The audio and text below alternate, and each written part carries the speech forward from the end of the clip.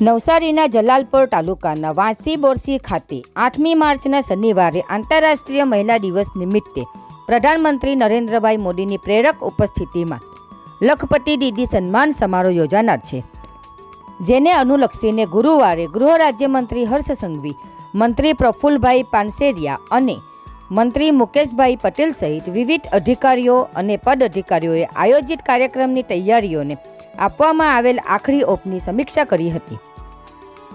આ કાર્યક્રમને ભવ્ય સફળ બનાવવા તંત્ર દ્વારા સમગ્ર તૈયારીઓ મહદઅંશે પૂર્ણ થઈ ચૂકી છે. બિલ્લીમોરાથી સંવાદદાતા અશોક જોશીનો રિપોર્ટ.